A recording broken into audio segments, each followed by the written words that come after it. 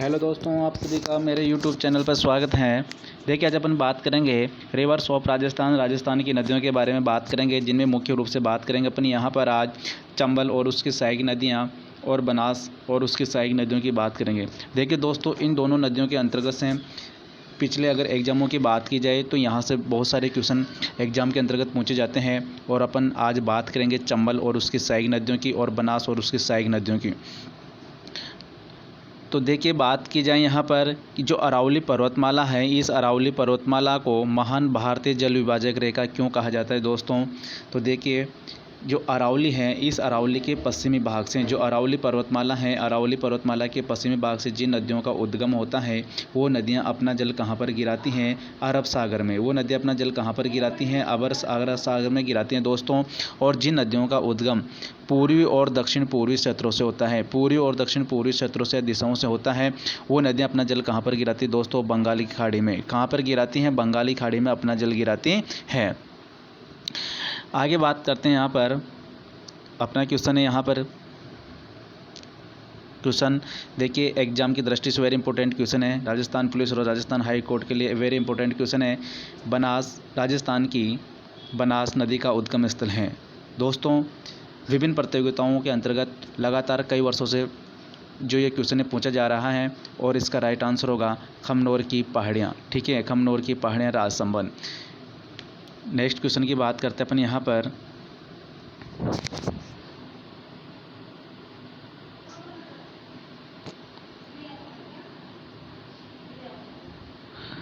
देखिए दोस्तों, यहाँ पर बात की जाए राजस्थान के अफवाह तंत्र की बात करेंगे और अफवाह तंत्र के अंतर्गत बात करेंगे अपन चंबल और उसकी सहायक नदियों की। तो देखिए, प्रवाह के अनुसार राजस्थान की अफवाह प्रणाली को कितने भागों में विभाजित किया गया है दोस्तों? कितने भागों में विभाजित किया गया है? 3 भागों में विभाजित किया गया है। देखते हैं, बंगाल की खाड़ी, अरब सागर और आंतरिक प्रवाह। ठीक है, बंगाल की खाड़ी की ओर जल ले जाने वाली नदियों को बंगाल की खाड़ी वाली नदियां कहा जाता है। अरब सागर की ओर जल ले जाने वाली नदियों को अरब सागरी नदियां कहा जाता है। और जो नदियां न तो बंगाली खाड़ी में अपना जल गिराती हैं और न ही अरब सागर में अपना जल गिराती हैं, उन नदियों को किस नाम से जाना जाता है दोस्तों? आंतरिक अफवाह वाली नदियों के आंतरिक प्रवाह वाली नदियों के नाम से जाना जाता है। नेक्स्ट क्वेश्चन की बात करें सेकंड की। यहाँ पर राजस्थान की कामधेनु, बारहमासी, नित्यवाही आदि उपनामों का संबंध है। देखिए दोस्तों, यहाँ पर बात की जाए कि जो राजस्थान की कामधेनु है, बारहमासी नदी है, नित्यवाही नदी है, आदि उपनामों से किस नदी को जाना जाता है? तो दोस्तों, किस नदी को जाना जाता है? चंबल नदी को जाना जाता है। नेक्स्ट क्वेश्चन, चंबल नदी का उद्गम। ठीक है दोस्तों, चंबल नदी का उद्गम कहाँ से होता है? जनापाव की पहाड़ियाँ। और जनापाव की पहाड़ियाँ कहाँ पर है दोस्तों? अब मध्य प्रदेश में है।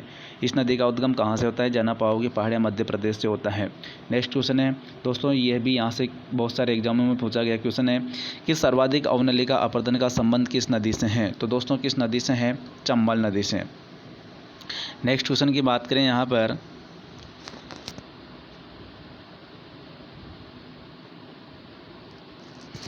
देखिए, यहाँ पर बात की जाए कि बनास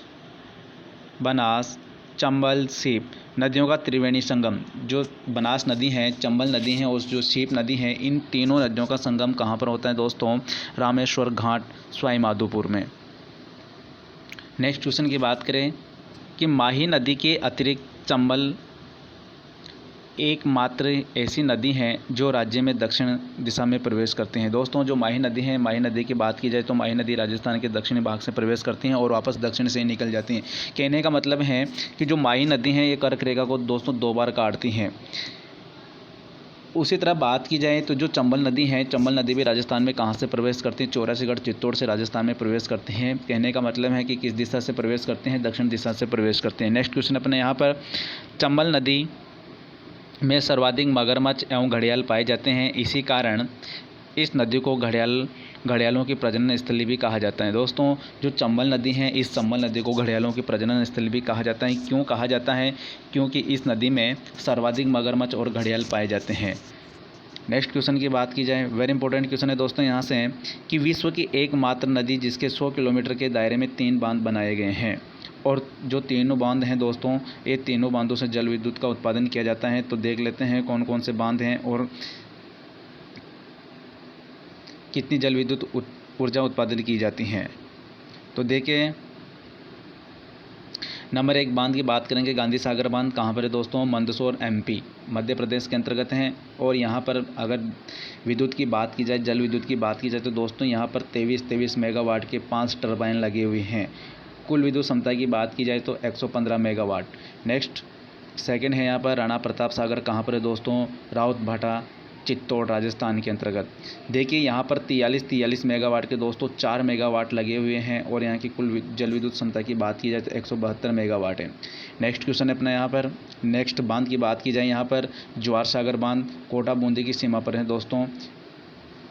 यहाँ पर 33 मेगावाट के कितने टरबाइन लगे हुए हैं? 3 टरबाइन लगे हुए हैं। कुल विद्युत क्षमता की बात की जाए तो दोस्तों 99 मेगावाट। आगे बात करेंगे अपन यहाँ पर चंबल नदी की सहायक नदियाँ कि चंबल नदी की सहायक नदियाँ कौन कौन सी हैं दोस्तों। यहाँ से भी बहुत सी बार क्वेश्चन पूछा जाता है कि निम्नलिखित में से कौन सी नदी चंबल की सहायक नदी है। तो देखिए अपन यहाँ पर बात करेंगे ट्रिक के माध्यम से। ट्रिक देख लेते हैं दोस्तों। यदि आपको ट्रिक अच्छी लगे तो आप अपनी नोटबुक के अंतर्गत लिख सकते हो उसको। देखिए काका ने बाबा मापा। जो काका है, काका ने किसको मापा है? बाबा को मापा है। ठीक है, तो देखिए का से बना काली सिंध, ठीक है, का से बना कुराल नदी, ने जो है अपने यहाँ पर साइलेंट है दोस्तों। बा से बना बामनी नदी, बा से बना बनास नदी, मा से बना दोस्तों मेज नदी, और पा से बना दोस्तों पार्वती नदी। दोस्तों इसके अलावा आपके लिए एक और ट्रिक लेके आया हूँ मैं यहाँ पर। देखिए ट्रिक नंबर 2, आप पानी में आलू बनाकर बता दो। दोस्तों ट्रिक है आप पानी में आलू बनाकर बता दो। देखिए आ से बना यहाँ पर आहू नदी, प से बना दोस्तों परवन नदी, पा से बना पार्वती नदी दोस्तों, नी से बना निजाम नदी दोस्तों। दोस्तों यहाँ पर जो मैं है, इस में से बनी मेज नदी, आ से बनी दोस्तों आलनिया नदी, ब से बनी दोस्तों बनास नदी, क से बनी दोस्तों काली सिंध नदी, और ब से बनी दोस्तों यहाँ पर बामनी नदी।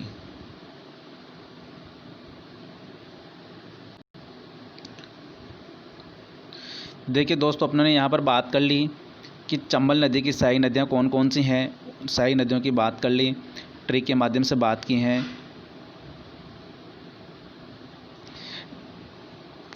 अब बात करेंगे यहाँ पर नंबर 1 नदी की, बामनी नदी की। दोस्तों बामनी नदी के बारे में भी एग्जाम में क्वेश्चन पूछा जाता है कि बामनी नदी का उद्गम कहाँ से होता है। तो दोस्तों कहाँ से होता है बामनी नदी का? हरिपुरा गांव, और हरिपुरा गांव चित्तौड़गढ़ से। ठीक है, कहाँ से होता है? हरिपुरा गांव चित्तौड़ से बामनी नदी का उद्गम होता है।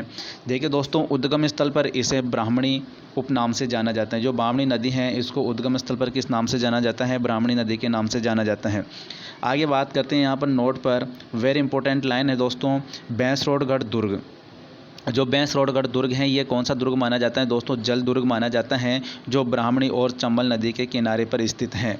ठीक है दोस्तों, सेकंड की बात करें यहाँ पर काली सिंध नदी की, यहाँ से भी एग्जाम के अंतर्गत क्वेश्चन पूछा जाता है। ज़्यादातर नदियों में से क्वेश्चन दोस्तों उद्गम स्थल से संबंधित पूछा जाता है। तो देख लेते हैं काली सिंध नदी का उद्गम कहाँ से होता है। तो दोस्तों बागली गाँव। तहसील की बात करेंगे तो जिले की बात करेंगे तो देवास, और राज्य की बात करेंगे तो मध्य प्रदेश से। दोस्तों काली सिंध नदी की अगर बात की जाए कि राजस्थान में कहाँ से प्रवेश करती है, तो कहाँ से प्रवेश करती हैं? रायपुर झालावाड़ से प्रवेश करती हैं। और जो गागरोन का दुर्ग है दोस्तों, ये गागरोन का दुर्ग आहो और काली सिंध नदी के संगम पर स्थित हैं। जो आहो और काली सिंध नदी हैं इसके संगम पर कौन सा बांध स्थित है? गागरोन का दुर्ग, सॉरी बांध नहीं दुर्ग है। ठीक है, देखिए दोस्तों यहाँ पर आहू नदी की बात की जाए कि आहू नदी का उद्गम कहाँ से होता है और राजस्थान के अंतर्गत कहाँ से प्रवेश करती हैं। तो आहू नदी सुसनेर MP से कहाँ से प्रवेश करती हैं, सॉरी कहाँ से उद्गम होता है? सुसनेर मध्य प्रदेश से। और राजस्थान में कहाँ प्रवेश करते हैं? नंदपुर। ठीक है ना, नंदपुर नामक स्थान झालावाड़ में स्थित है। जो झालावाड़ में है यहाँ से राजस्थान में प्रवेश करते हैं आहू नदी। नेक्स्ट बात की जाए यहाँ पर आहू नदी की सहायक नदी पिपलाद पर पिपलाद परियोजना का निर्माण किया गया। वेरी इंपॉर्टेंट क्वेश्चन है दोस्तों, यहाँ से मोस्ट लगा लेना इसको। नेक्स्ट क्वेश्चन है अपने यहाँ पर कि झालावाड़ में ही परवन नदी प्लस काली कोह नदी के संगम पर बने मनोहरताना दुर्ग अवस्थित हैं। दोस्तों की बात की जाए यहाँ पर जो मनोहरताना दुर्ग है ये किन नदियों के किनारे पर स्थित है, किन नदियों के संगम पर स्थित हैं? तो परवन नदी और काली कोह नदी के संगम पर स्थित है। नेक्स्ट नदी की बात करेंगे पार्वती नदी। दोस्तों पार्वती नदी के अंतर्गत से भी क्वेश्चन पूछा जा सकता है, तो आपको हर तरह से तैयार रहना है। देखिए उद्गम की बात की जाए तो उद्गम मध्य प्रदेश कहाँ से होता है? मध्य प्रदेश के देवास जिले के सीहोर क्षेत्र से इस नदी का उद्गम होता है। दोस्तों वेरी वेरी इंपॉर्टेंट है, क्योंकि बहुत सारे एग्जामों में इस नदी से संबंधित क्वेश्चन पूछा गया है और क्वेश्चन भी इसके उद्गम संबंधित पूछा गया है। देखिए कहाँ से प्रवेश करती हैं? राजस्थान में 12 जिले के करियाहट नामक स्थान से राजस्थान में प्रवेश करती हैं। 12 जिले का किशनगंज शहर इसी नदी के किनारे पर बसा हुआ है। दोस्तों सबसे इम्पोर्टेंट बात यह है कि रेतीली, अंधेरी, अहेली, आपसे क्वेश्चन पूछा जा सकता है कि रेतीली, अंधेरी, अहेली क्या है? तो दोस्तों क्या ही है? पार्वती नदी हैं, इसकी सहायक नदियाँ मानी जाती हैं।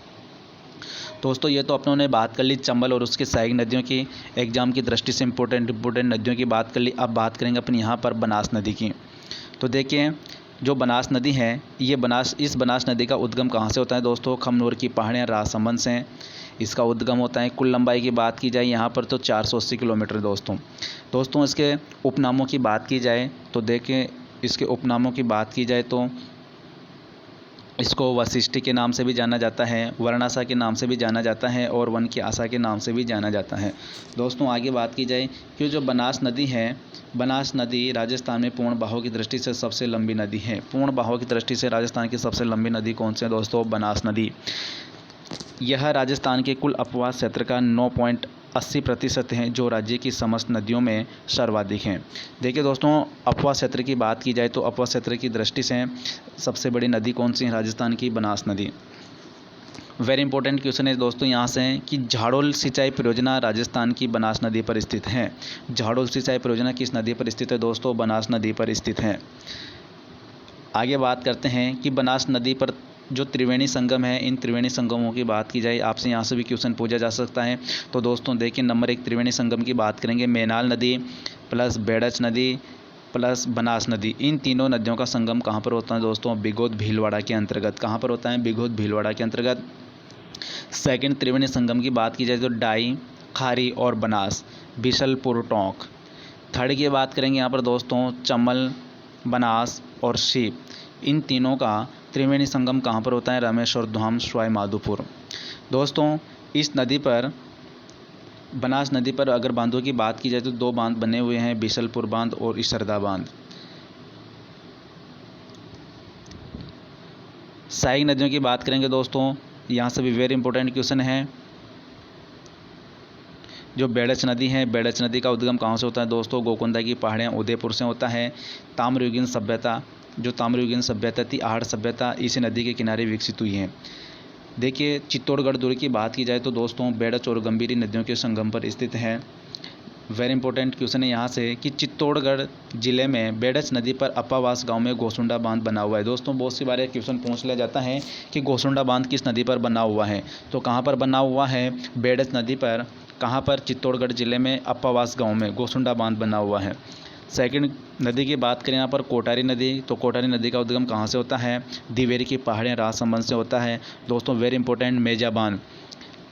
यहाँ से बात की जाए कि मेजा बांध किस नदी पर स्थित है? तो किस नदी पर स्थित है? कोटारी नदी पर। देखिए मेजा बांध की विशेषता के बारे में बात की जाए तो दोस्तों जो मेजा बांध है, इस मेजा बांध से भीलवाड़ा जिले में पेयजल की आपूर्ति की जाती है। नेक्स्ट क्वेश्चन खारी नदी। दोस्तों ये भी बहुत सारे एग्जामों में पूछा गया क्वेश्चन है कि खारी नदी का उद्गम कहाँ से होता है? तो दोस्तों कहाँ से होता है? बिजराल गांव की पहाड़ियाँ, देवगढ़ तहसील, राजसमंद से होता है। सबसे वेरी इंपॉर्टेंट लाइन है यहाँ पर कि खारी नदी के तट पर शाहपुरा में शिव और सूर्य का संयुक्त